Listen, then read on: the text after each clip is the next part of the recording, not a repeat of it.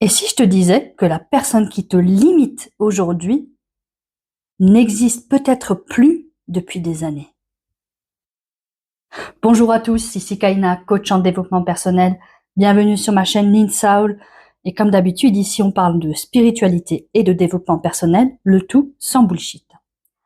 Et aujourd'hui, j'aimerais t'emmener dans une réflexion qui pourrait bien changer le regard que tu portes sur toi-même.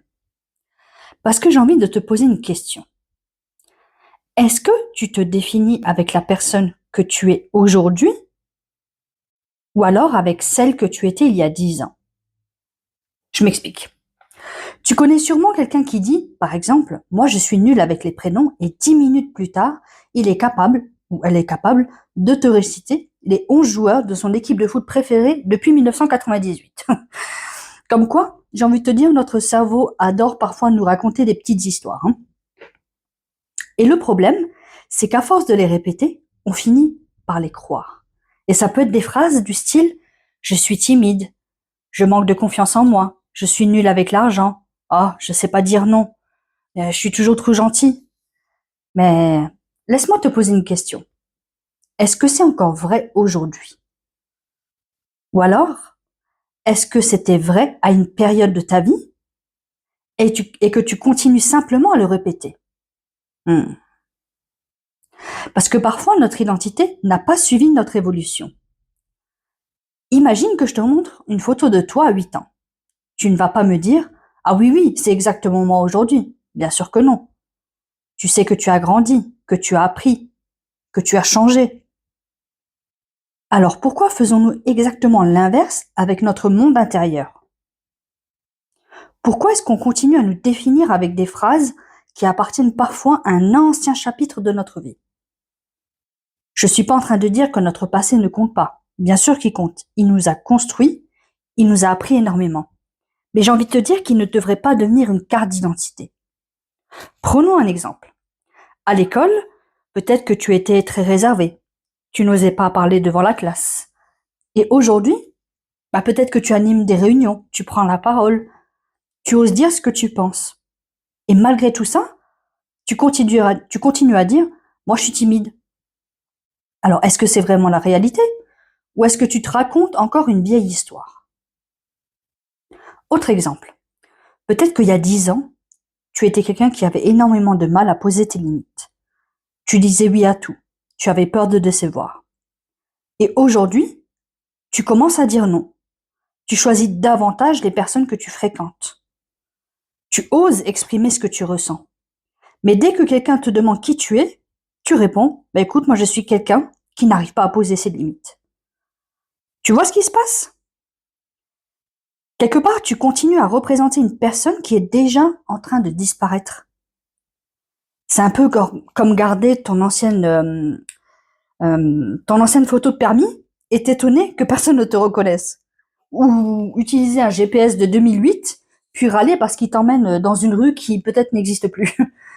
Le GPS n'est pas mauvais. Il est simplement obsolète, c'est tout.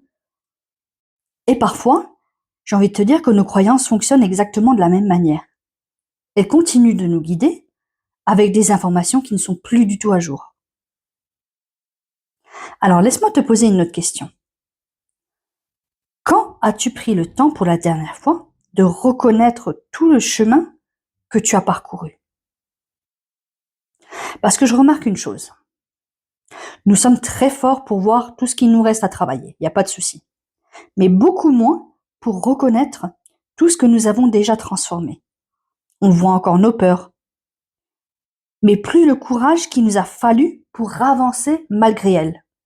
On voit encore nos erreurs, mais plus toutes les leçons qu'elles nous ont apprises. On voit encore nos blessures, mais plus toutes les cicatrices qui prouvent que nous avons continué à avancer.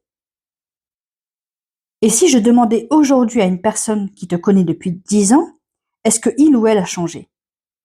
J'ai envie de te dire que je suis presque certaine qu'elle me répondrait « Ah, énormément, franchement ». Alors, pourquoi le regard le plus difficile à convaincre, j'ai envie de dire, c'est souvent le tien? Parce qu'au fond, changer est parfois plus simple qu'accepter, que l'on a changé. Et ça, je trouve que c'est une réflexion qui est puissante. Alors aujourd'hui, j'aimerais te laisser avec une dernière question. Quelle phrase continues-tu à répéter sur toi alors qu'elle ne correspond peut-être plus du tout à la personne que tu es devenue? Prends quelques instants parce que cette simple question peut finalement transformer la manière dont tu te regardes. Et parfois, le premier pas vers une nouvelle vie, ce n'est pas de devenir quelqu'un d'autre, c'est simplement d'arrêter de raconter l'histoire d'une personne qui n'existe déjà plus. Si cette réflexion elle a fait écho en toi, imagine ce que nous pourrions mettre en lumière ensemble en séance.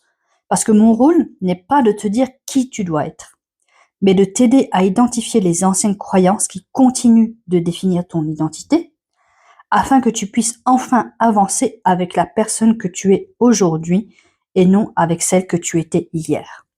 Si tu sens que c'est le bon moment, je serai ravie de t'accompagner, tu trouves mon lien en bio.